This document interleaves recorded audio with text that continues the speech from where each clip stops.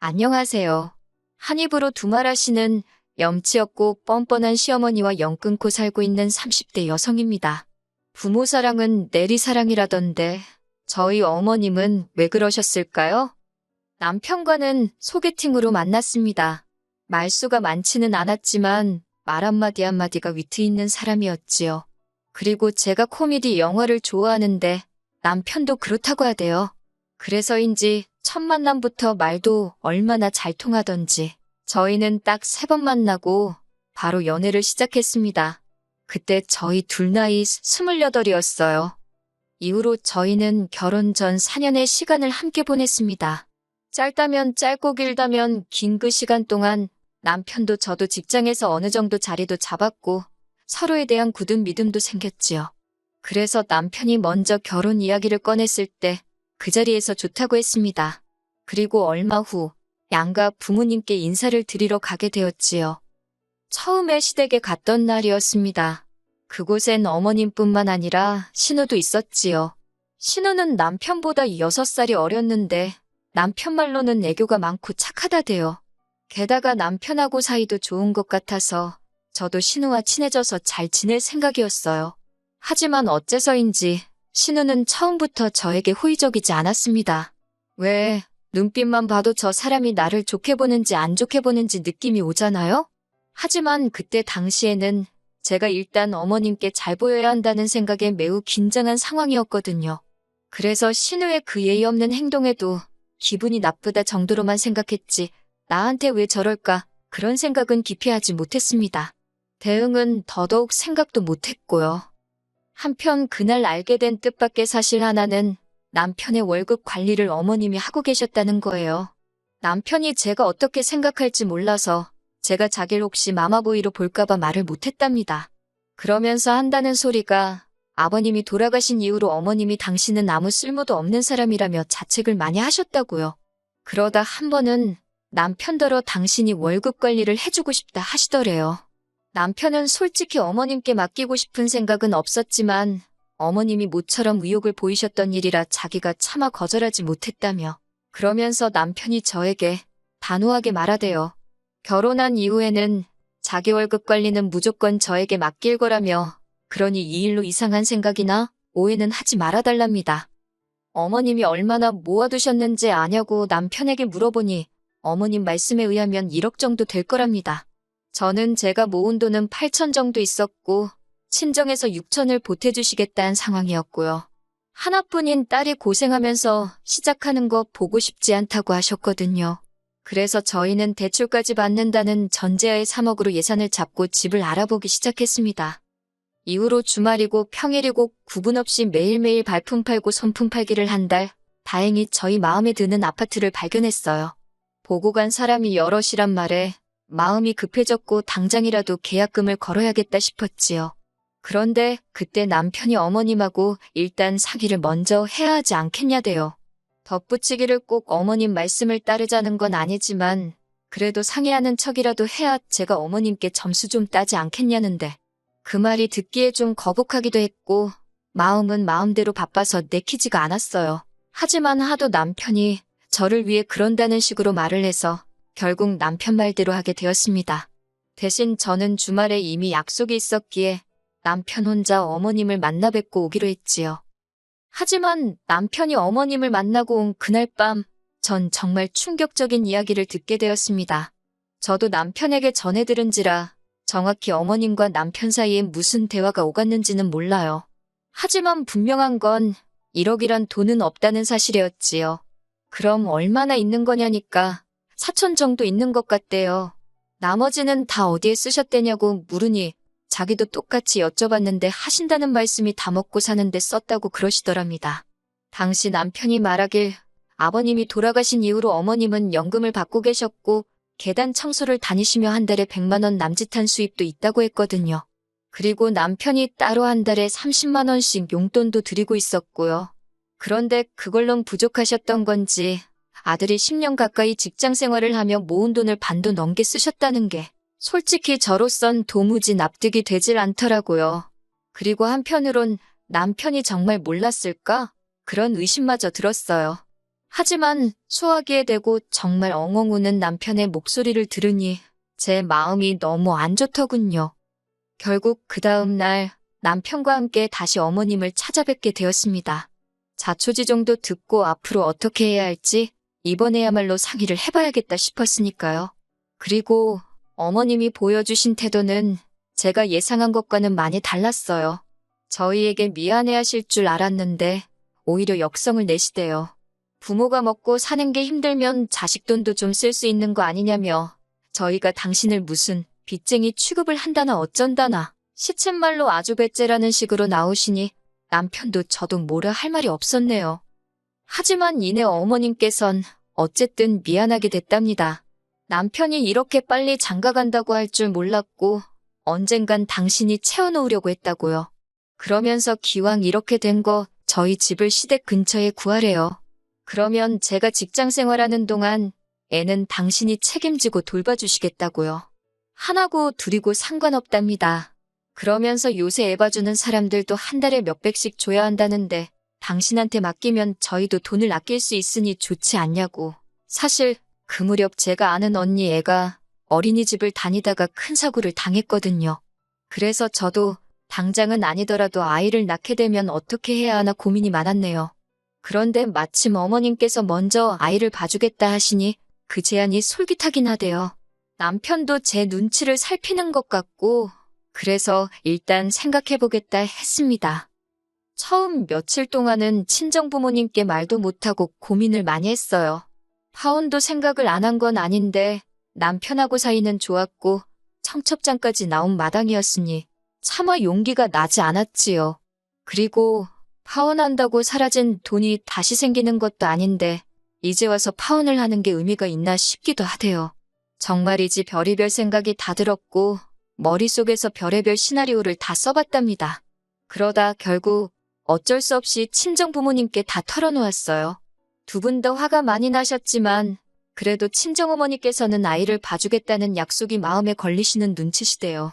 그도 그럴게 저희 친정어머니는 일을 하고 계셨기 때문에 제가 애를 낳아도 도와주실 상황이 못 되셨거든요. 그래서 결국 결혼은 그대로 진행하기로 했네요. 구구절절 적지를 못해서 그렇지 정말 깊은 고민 끝에 내린 결정이었어요. 그렇게 우여곡절 끝에 부부의 연을 맺었습니다. 신혼여행은 둘 다 회사 일 때문에 휴가를 오래 낼 수가 없어서 가까운 제주도로 다녀왔어요. 여행의 마지막 날, 다음 날 바로 출근을 해야 하는 상황이라 집으로 가고 싶었지만 신우가 전화해서 한다는 말이 그래도 시댁에 인사는 하고 가야 하지 않냐입니다. 어린 신우가 그러니 너무 짜증나더라고요. 그나마 시댁이랑 저희 신혼집이랑 가까운 거리였으니 좋은 게 좋은 거다 생각하고 시댁에 들렸네요. 시댁에 도착하니 신우랑 어머님이 저희를 기다리고 있었습니다. 하지만 이내 저와 남편의 빈손을 보고는 진짜 너무하는 거 아니냐고 또 무례하게 굴더라고요. 신혼여행에서 아무것도 안 사오는 사람이 어디 있냐고요. 순간 어머님께서 이 사람 돈을 그렇게 다 쓰지 않으셨으면 저도 뭐라도 사왔을 거라고 쏘아붙이고 싶었지만 차마 그럴 순 없어서 시간이 없었다고 둘러댔어요. 그리고 이내 신우가 어머님도 남편도 다 있는 자리에서 또 한 번 선을 넘더군요. 아직 30도 안 된 신우가 애인도 없는 신우가 저더러 한다는 말이 자기가 웬만한 남자는 다 만나봤대요. 그런데 아무리 눈을 씻고 찾아봐도 자기 오빠만한 그러니까 제 남편만한 남자는 없다는 겁니다. 그리고 자기 어머니 그러니까 저희 시어머니요. 아버님 돌아가시고 힘들게 버티신 불쌍한 분이라고 잘해드리래요. 아니 100번 양보해서 손이 시누이가 그런 소리를 해도 어이가 없을 판국에 한참 어린 신우가 저한테 잔소리를 하니 저도 더는 못 참겠더군요. 그래서 제 할도리는 제가 알아서 한다고 아가씨나 잘하라고 쏘아붙였습니다. 아가씨 지금 이러는 거 굉장히 무례하고 어머님 얼굴에 먹칠하는 거라고 덧붙였고요. 그러자 신우가 얼굴이 벌개져서는 아무 말도 못하고 저를 노려봤고 어머님도 마찬가지셨어요. 아무리 신우가 저보다 아랫사람이어도 어머니 믿는 자리에서 신우한테 그렇게 말하는 며느리가 어딨냐입니다. 그래서 저도 어머님더러 그러면 신우가 먼저 함부로 말할 때 따끔하게 혼을 내주셨어야 하는 거 아니냐고 받아쳤어요. 그러자 남편이 나서서는 이건 신우가 잘못한 거라면서 어머님더러 신우 너무 감싸고 돌지 말라며 상황을 정리하대요. 결국 한 30분도 못 있고 신혼집으로 돌아왔습니다. 짧은 시간이었지만 피곤이 2배, 3배로 늘어난 느낌이었지요.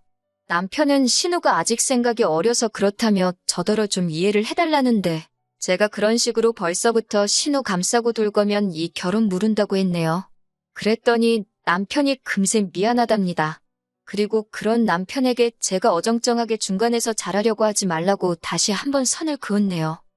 저희 부부는 4년이란 시간을 만났고 아이도 둘은 낳고 싶었기 때문에 따로 신혼은 갖지 않기로 했어요.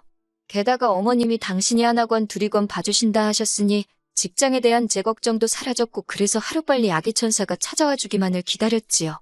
하지만 어머님께서는 언젠가부터 걸핏하면 허리가 아프다, 손목이 아프다, 여기저기 안 아픈 곳이 없으셨어요. 어머님이 계단 청소를 하고 계시기도 했으니 자식으로서 그런 소리를 듣고 걱정을 안 할 수가 없잖아요.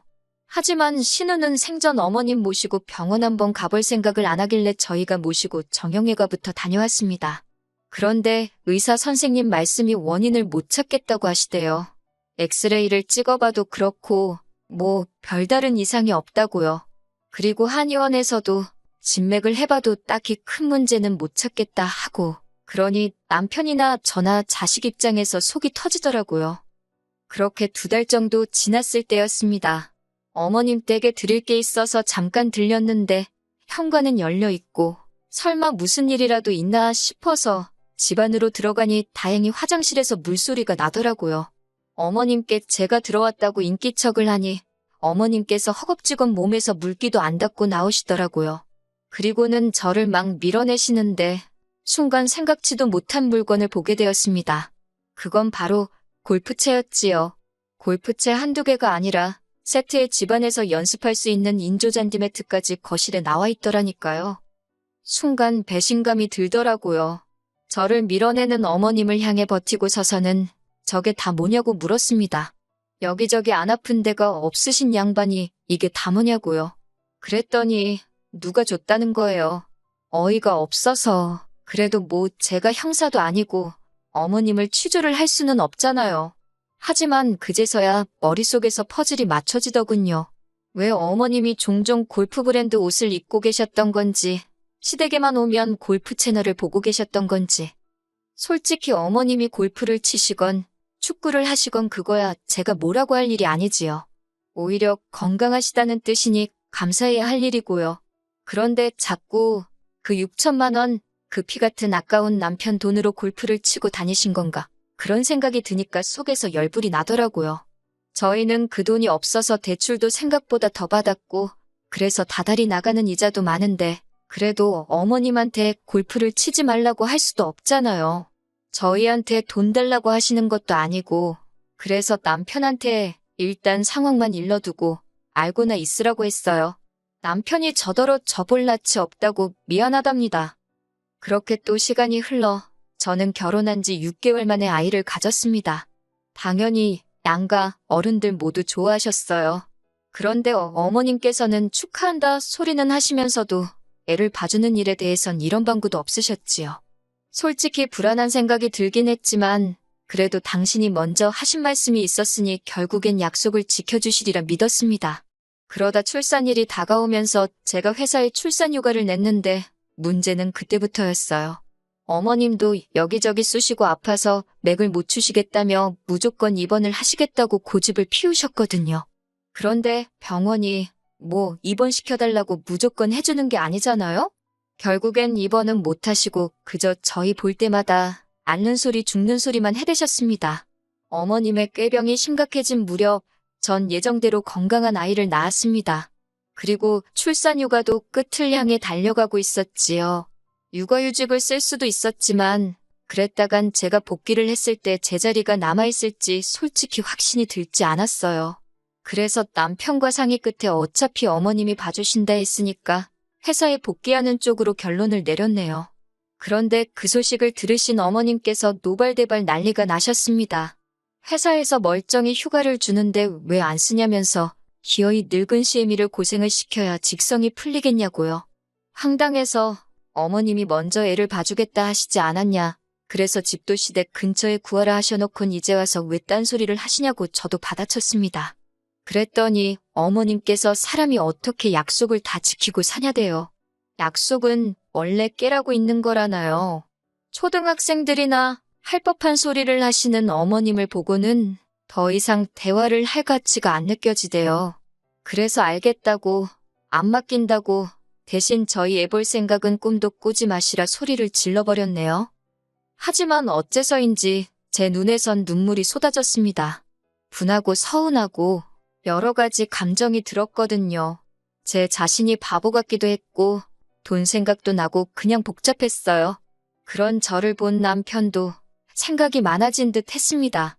그러더니 어머님더러 그러면 그냥 6천만 원 달라고 하더라고요. 그 돈 대신 애 봐준다고 해서 넘어간 건데 이렇게 나오시니 참 곤란하다면서 그냥 자기 몰래 쓴 6천만 원 달라고 그래야 나도 처갓집에 면이 서지 않겠냐고 조용히 따지는데 제 남편이지만 무섭더군요.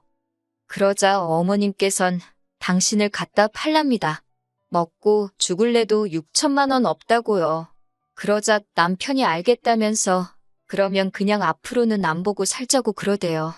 자기 어머니지만 이렇게 이기적이고 뻔뻔한 양반인지 몰랐다면서 자식으로서 너무 실망스럽다고 서로 더는 보지 말고 살자는 말을 어찌나 담담하게 하던지 남편을 말려야 하는 거 아닌가 그런 생각까지 들었지요. 집으로 돌아오는 길에 남편이 저한테 정말 미안하답니다. 그러면서 일단은 육아휴직을 쓰자고 그러대요. 복귀를 못해도 이직은 할 수 있지 않겠냐면서 그냥 자기가 다 미안하답니다. 그런 남편한테 차마 뭘 따져 물을 수가 없었어요. 그리고 이후로 시댁과 연락을 하지 않고 지내고 있어요. 신호가 일방적으로 어머님과 자기 소식을 문자로 알려오긴 하는데 잘 읽어보면 돈 떼려는 소리여서 적어도 저는 대꾸도 안 하고 있네요. 남편도 저한테 용돈을 받아 생활하는 입장이라 딱히 어쩌지는 못하고 있을 거예요. 아, 그리고 다행히 친정어머니께서 하시던 일을 정리하시고 육아를 도와주고 계십니다. 저희가 감사한 마음으로 매달 200만 원씩 챙겨드렸는데 얼마 전 저희 여행이라도 다녀오라며 그 돈을 고스란히 돌려주셨지요. 언제까지 받기만 하는 자식일런지 죄송하고 감사한 마음뿐입니다. 언젠간 이 은혜에 보답할 날이 있겠지요?